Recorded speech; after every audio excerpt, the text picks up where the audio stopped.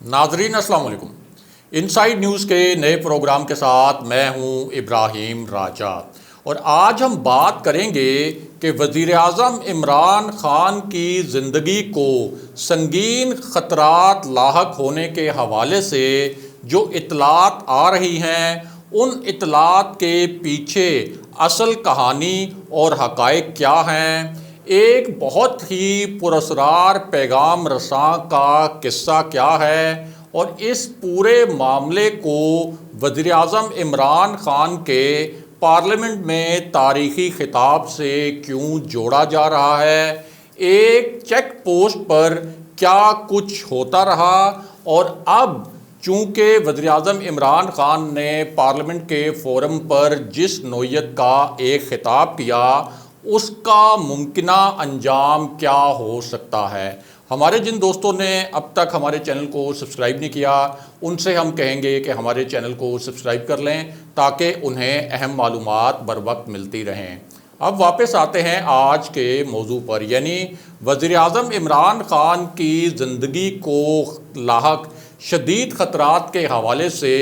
جو اطلاعات اس وقت اسلام آباد میں اقتدار کی راہداریوں اور طاقت کے ایوانوں میں گردش کر رہی ہیں، ان اطلاعات کے پیچھے اصل کہانی کیا ہے۔ سب سے پہلے آپ کو ایک پراسرار پیغام رساں کا قصہ سناتے ہیں، اور یہ جو واقعہ ہے اس سے آپ کو پتہ چلے گا کہ وزیر اعظم عمران خان کا جو خطاب تھا پارلیمنٹ میں، اس کا اور اس قصے کا کتنا گہرا تعلق ہے، اور اس سے کتنے تلخ نوعیت کے حقائق جڑے ہوئے ہیں۔ تو معاملہ یہ ہے کہ یہ جو پراسرار پیغام رساں تھا، اس کے متعلق پہلے بھی وزیر اعظم عمران خان نے ایک انٹرنیشنل فورم پر بات کی تھی، اور اس وقت بھی وزیر اعظم عمران خان کا موقف یہ تھا کہ امریکہ نے جس طرح سے پاکستان کو مختلف مواقع پر دھوکہ دیا، اسی دھوکے کی ایک سلسلے کی کڑی یہ بھی ہے کہ پاکستان نے امریکہ کو کچھ کلیدی انٹیلیجنس انفارمیشن دی تھی، بہت ہی اہم نوعیت کی انٹیلیجنس انفارمیشن امریکہ سے شیئر کی تھی، لیکن امریکہ نے اس انفارمیشن پر خود تو ایکشن کر لیا پاکستان کو بتائے بغیر، اور پاکستان کے اعتماد کو ایسی ٹھیس پہنچائی کہ دوبارہ پاکستانی عوام میں اور جو پاکستان کے فیصلہ ساز حلقے ہیں ان میں امریکہ کے لیے اعتماد حاصل کرنا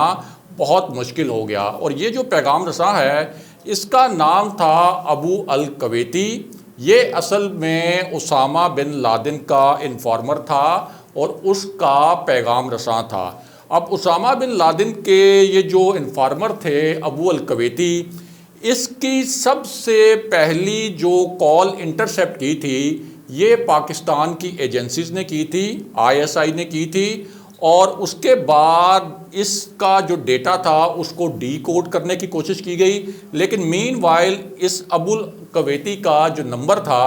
وہ بند ہو گیا تھا۔ اب 3-4 ماہ بعد جب یہ نمبر بند رہا، پاکستان نے اپنے طور پر کوشش کی کہ وہ پورا ڈیٹا ڈی کوڈ کر کے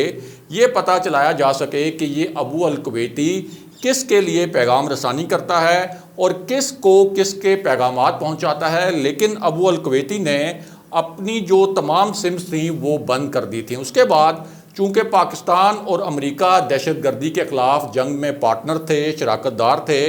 تو پاکستان کی انٹیلیجنس ایجنسیز نے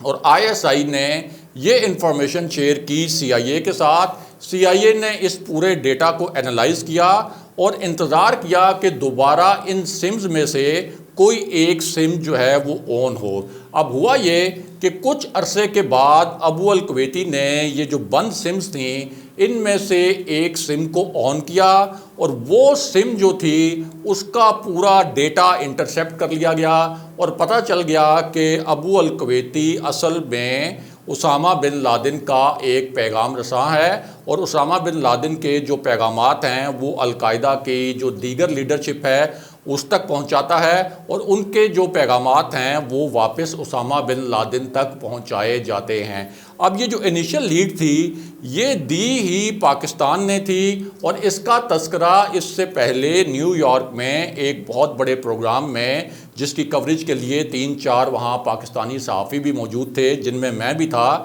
وہاں ایک بہت بڑے پروگرام میں وزیراعظم عمران خان نے کہا کہ یہ تو سراسر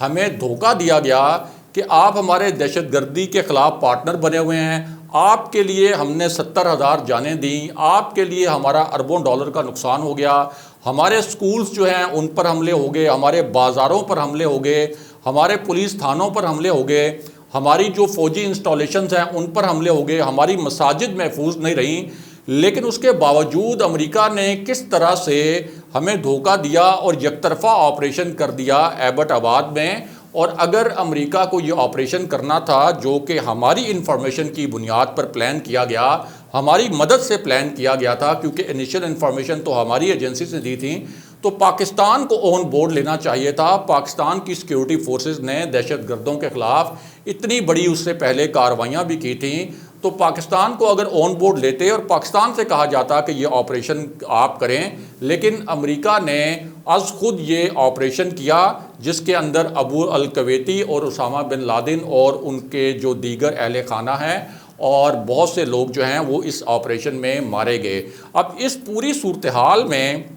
وزیراعظم عمران خان نے جو پارلیمنٹ میں ہر پاکستانی کے آپ کہہ سکتے ہیں کہ دل کی آواز پر مشتمل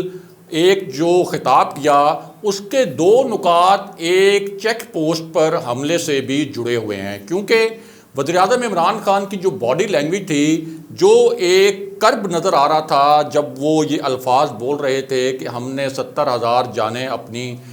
دہشت گردی کے خلاف، ایسی پرائی جنگ جو کہ ہماری نہیں تھی وہ ہم نے لڑی، اس جنگ کو ہم پاکستان لے کر آئے، اور اس سے ہمیں نہ صرف یہ کہ جانی نقصان ہوا بلکہ 150 ارب ڈالر کا مالی نقصان بھی ہو گیا۔ تو یہ جو پورا معاملہ ہے یہ اصل میں ایک چیک پوسٹ پر ہونے والے حملے سے بھی جڑا ہے، اور وہ معاملہ یہ ہے کہ سلالہ جو چیک پوسٹ ہے اس پر نیٹو کی جو افواج ہیں انہوں نے 25 اور 26 نومبر کی رات 2011 میں 25 اور 26 نومبر کی رات پاکستان کے فوجیوں پر جو سلالہ چیک پوسٹ پر تعینات تھے وہاں حملہ کر دیا۔ 24 پاکستانی فوجی اس حملے میں شہید ہو گئے، اور بعد میں یہ کہا گیا کہ یہ تو کسی غلط فہمی کا نتیجہ تھا، اور یہ ایک انتہائی بھیانک رات تھی پاکستان کی افواج کے لیے کہ ہمارے جو دہشت گردی کے خلاف پارٹنر ہیں انہوں نے ہماری چیک پوسٹ پر حملہ کر کے ہمارے ہی 24 سے زائد فوجیوں کو شہید کر دیا۔ اب اس کے بعد پاکستان نے جو نیٹو سپلائی تھی اس کو روک دیا، اس کو معطل کر دیا، اور امریکہ کی آپ کہہ سکتے ہیں کہ اس کو ناک کی پھر لکیریں رگڑنی پڑیں۔ 7-8 مہینے یہ نیٹو سپلائی بند رہی۔ پاکستان نے امریکہ سے کہا کہ اس واقعے پر معافی مانگے۔ پہلے تو امریکہ اس واقعے پر معافی مانگنے کے لیے بھی تیار نہیں تھا، لیکن جب ان کو پتہ چلا کہ نیٹو سپلائی کا جو بل ہے، جب پاکستان نے وہ جو پاکستان کے زمینی راستے تھے وہاں سے وہ سپلائی بند کی، تو وہ بل کم سے کم 70 سے 80 گنا تک بڑھ گیا، وہ جو خرچ نیٹو سپلائی کو افغانستان تک پہنچانا تھا۔ تو جب امریکہ کو اور امریکہ کے جو نیٹو اتحادی ہیں انہیں پتہ چلا کہ یہ ایکسپنس تو اب ناقابل برداشت ہو رہا ہے، تو 7-8 مہینے کے بعد انہوں نے اس واقعے پر پاکستان سے معافی مانگ لی۔ اور وزیراعظم عمران خان کا جو پوائنٹ تھا کہ ہمیں خود اپنی عزت کروانی ہے، جب ہم خود اپنی عزت کریں گے اور اپنی خود مختاری نہیں بیچیں گے تو پھر دنیا ہماری عزت کرے گی۔ اس کی یہ بڑی واضح مثال ہے کہ جب ہم نے ایکشن لیا اور نیٹو کی سپلائی بند کی تو کس طرح امریکہ جو ہے وہ معافی مانگنے پر مجبور ہو گیا 7-8 مہینے کے بعد۔ اس کے علاوہ بہت اہم بات یہ ہے کہ وزیراعظم عمران خان نے جو کہا کہ پچھلی حکومتیں امریکہ کے لیے ڈو مور سے بھی زیادہ، یعنی جو امریکہ کہتا رہا اس سے بھی زیادہ کرنے کی کوشش کرتی رہیں، اور امریکہ کی خوشنودی حاصل کرنے کے لیے انہوں نے سابق صدر پرویز مشرف کا بھی حوالہ دیا۔ اور بالکل یہ بات ٹھیک ہے کہ جب عمران خان وزیر اعظم نہیں بھی بنے تھے اس وقت بھی وہ بار بار سابق صدر پرویز مشرف کی جو پالیسیز تھیں ان پر تنقید کرتے تھے، بلکہ مسلم لیگ نون اور پیپلز پارٹی سے زیادہ وہ سابق صدر پرویز مشرف پر تنقید کرتے تھے۔ اب یہ جو انہوں نے کہا کہ ہم برابری کی سطح پر تعلقات جو ہیں وہ بنائیں گے امریکہ کے ساتھ، اگر امریکہ نے ہمارے ساتھ تعلقات رکھنے ہیں، اس کا تعلق شمسی ایئر بیس سے بھی ہے۔ اور یہ جو ایئر بیس ہے یہاں سے امریکی جو ڈرون طیارے ہیں وہ افغانستان پر حملے کرتے رہے۔ بہت رائٹلی پوائنٹ آؤٹ کیا وزیر اعظم عمران خان نے کہ اگر ہماری سرزمین استعمال ہوگی افغان طالبان کے خلاف کارروائی کے لیے تو پھر لا محالہ اس کا جو ایک رد عمل آئے گا وہ پاکستان کو سامنا کرنا پڑے گا اس کا، اور اس کے نتیجے میں ہی پاکستان کے اندر ایک دہشت گردی کی بہت بڑی جو ہے وہ ویو آئی۔ اب اس پوری صورتحال میں جو وزیر اعظم عمران خان نے اصولی موقف اپنایا، ایک ایسا موقف جس کی پوری عالمی میڈیا میں ہیڈ لائنز بنی ہیں، اور وزیر اعظم عمران خان نے ہر پاکستانی کی جو سوچ ہے اس کی ترجمانی کی ہے، تو اس صورتحال میں اب یہ اطلاعات کیوں آ رہی ہیں کہ وزیر اعظم عمران خان کی زندگی کو سنگین خطرات بھی لاحق ہو سکتے ہیں۔ اور اس کی وجہ یہ ہے کہ ہم سب کو معلوم ہے کہ مصر میں محمد مرسی،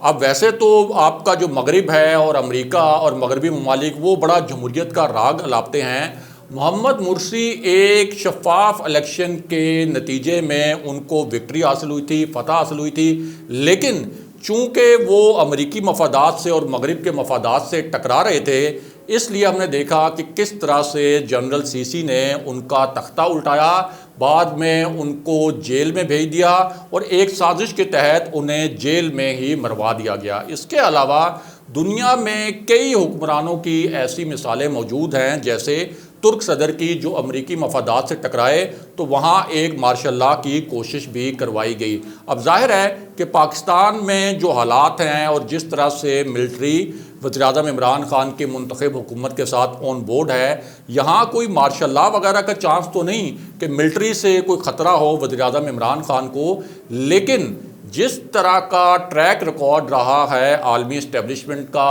امریکہ کا اس سے پہلے، تو اس تناظر میں یہ کہا جا رہا ہے کہ اس خطے میں پریزنس کے حوالے سے، یعنی امریکہ کے موجود رہنے کے حوالے سے جو امریکہ کے مفادات ہیں ان کو بڑی ہی گہری جو ہے وہ چوٹ لگائی ہے وزیر اعظم عمران خان نے، اور انہوں نے اپنی طرف سے تو ظاہر ہے کہ پاکستان کی سلامتی اور خود مختاری کا بھرپور دفاع کیا ہے، بڑے زبردست طریقے سے پاکستان کا مقدمہ لڑا ہے، لیکن اس کے جو نتائج ہیں اسلام آباد میں جو بڑے بڑے تھنک ٹینکس ہیں، جو پولیٹیکل تھنک ٹینکس بھی ہیں، عسکری تھنک ٹینکس بھی ہیں، وہ یہ کہہ رہے ہیں کہ